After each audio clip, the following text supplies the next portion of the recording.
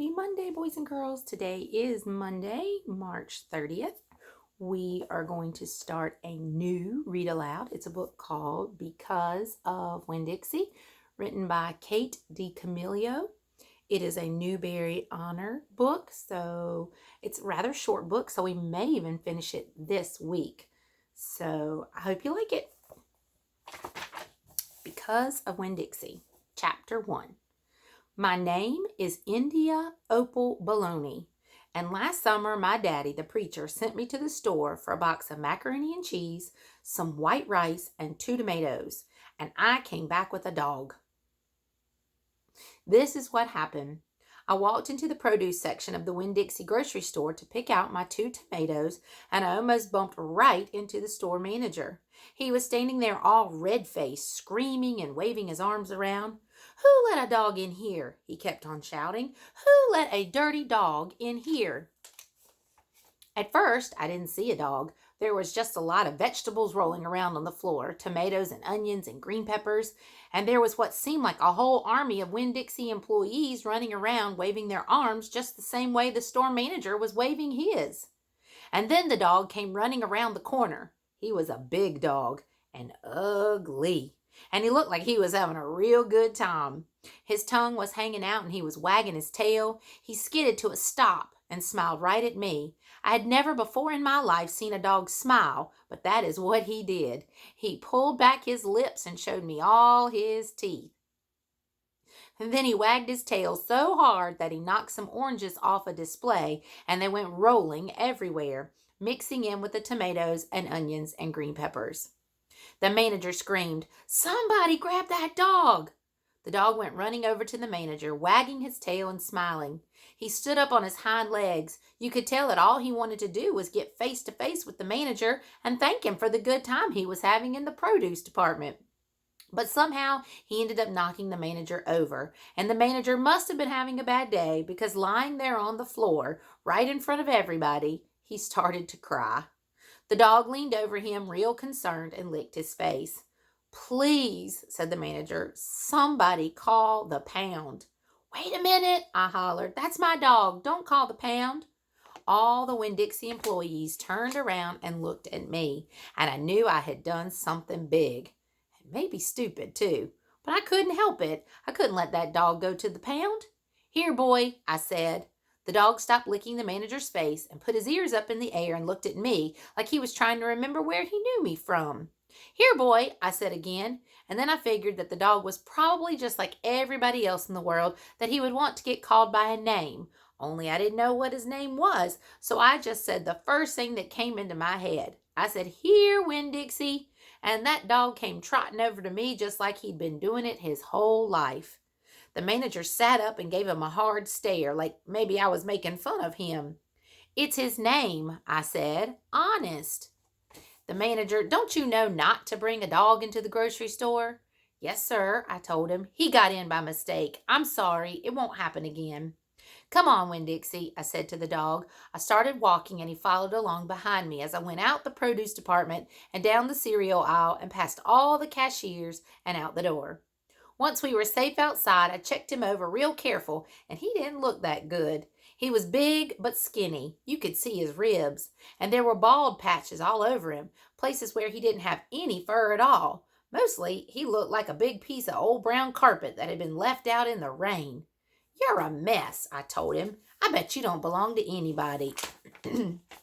He smiled again. He did that thing again where he pulled back his lips and showed me his teeth. He smiled so big that it made him sneeze. It was like he was saying, "I know I'm a mess. Isn't it funny?" It's hard not to immediately fall in love with a dog who has a good sense of humor. "Come on," I told him. "Let's see what the preacher has to say about you." And the 2 of us, me and Winn-Dixie, started walking home. Chapter 2. That summer, I found Winn-Dixie was also the summer me and the preacher moved to Naomi, Florida, so he could be the new preacher at the Open Arms Baptist Church of Naomi. My daddy is a good preacher and a nice man, but sometimes it's hard for me to think about him as my daddy because he spends so much time preaching or thinking about preaching or getting ready to preach. And so in my mind, I think of him as the preacher. Before I was born, he was a missionary in India, and that is how I got my first name. But he calls me by my second name, Opal, because that was his mother's name, and he loved her a lot. Anyway, while me and Winn-Dixie walked home, I told him how I got my name, and I told him how I had just moved to Naomi. I also told him about the preacher and how he was a good man, even if he was too distracted with sermons and prayers and suffering people to go grocery shopping. But you know what? I told Winn-Dixie. You are a suffering dog. So maybe he will take to you right away. Maybe he'll let me keep you. Winn-Dixie looked up at me and wagged his tail. He was kind of limping like something was wrong with one of his legs, and I have to admit, he stunk. Bad. He was an ugly dog, but already I loved him with all my heart. When we got to the Friendly Corners trailer park, I told Winn-Dixie that he had to behave right and be quiet, because this was an all-adult trailer park, and the only reason I got to live in it was because the preacher was a preacher, and I was a good, quiet kid. I was what the Friendly Corners trailer park manager, Mr. Alfred, called an exception. And I told Winn-Dixie he had to act like an exception too. Specifically, I told him not to pick any fights with Mr. Alfred's cats or Mrs. Detweller's little yappy Yorkie dog, Samuel. Winn-Dixie looked up at me while I was telling him everything, and I swear he understood. Sit, I told him when we got to my trailer. He sat right down. He had good manners. Stay here, I told him. I'll be right back. The preacher was sitting in the living room, working at the little fold-out table. He had papers spread all around him, and he was rubbing his nose, which always means he is thinking hard. Daddy, I say. He said back. Daddy, do you know how you always tell me that we should help those less fortunate than ourselves? He said. He rubbed his nose and looked around at his papers. Well, I said, I found a less fortunate at the grocery store. Is that right? He said. Yes, sir, I told him. I stared at the preacher really hard. Sometimes he reminded me of a turtle hiding inside its shell, in there thinking about things and not ever sticking his head out into the world. Daddy, I was wondering, could this less fortunate, could he stay with us for a little while? Finally, the preacher looked up at me. Opal, he said, what are you talking about? I found a dog, I told him, and I want to keep him. No dogs, the preacher said. We've talked about this before. You don't need a dog. I know it, I said. I know I don't need a dog, but this dog needs me. Look, I said. I went to the trailer door and I hollered, Winn-Dixie! Winn-Dixie's ears shot up in the air and he grinned and sneezed, and then he came limping up the steps and into the trailer and put his head right in the preacher's lap, right on top of a pile of papers. The preacher looked at Winn-Dixie. He looked at his ribs and his matted up fur and the places where he was bald. The preacher's nose wrinkled up. Like I said, the dog smelled pretty bad. Winn-Dixie looked up at the preacher. He pulled back his lips and showed the preacher all his crooked yellow teeth and wagged his tail and knocked some of the preacher's papers off the table. Then he sneezed and some more papers fluttered to the floor. What did you call this dog? The preacher asked. Winn-Dixie, I whispered. I was afraid to say anything too loud. I could see that Winn-Dixie was having a good effect on the preacher. He was making him poke his head out of his shell. Well, said the preacher, he's a stray if I ever seen one. He put down his pencil and scratched Winn-Dixie behind the ears. And a less fortunate, too, that's for sure. Are you looking for a home? The preacher asked, real soft, to Winn-Dixie. Winn-Dixie wagged his tail. Well, the preacher said, I guess you found one. Yay. Chapter 3. I started in on Winn-Dixie right away, trying to clean him up. First, I gave him a bath. I used the garden hose and some baby shampoo. He stood still for it, but I could tell he didn't like it. He looked insulted, and the whole time he didn't show me his teeth or wag his tail once. After he was all washed and dried, I brushed him good. I used my own hairbrush. And worked real hard at all the knots and patches of fur stuck together. He didn't mind being brushed. He wiggled his back like it felt pretty good. The whole time I was working on him, I was talking to him, and he listened. I told him how we were alike. See, I said, you don't have any family, and neither do I. I've got the preacher, of course, but I don't have a mama. I mean, I have one, but I don't know where she is. She left when I was 3 years old. I can't hardly remember her. And I bet you don't remember your mama much either. So we're almost like orphans. Winn-Dixie looked straight at me when I said that to him, like he was feeling relieved to finally have somebody understand his situation. I nodded my head at him and went on talking. I don't even have any friends because I had to leave them all behind when we moved here from Watley. Watley's up in North Florida. Have you ever been to North Florida? Winn-Dixie looked down at the ground like he was trying to remember if he had. You know what, I said. Ever since we moved here, I've been thinking about my mama extra, extra hard, more than I ever did when I was in Watley. Winn-Dixie twitched his ears and raised his eyebrows. I think the preacher thinks about my mama all the time, too. He's still in love with her. I know that because I heard the ladies at the church in Watley talking about him.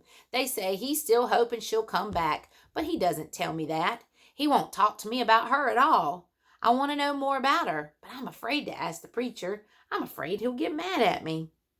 Winn-Dixie looked at me hard like he was trying to say something. What? I said.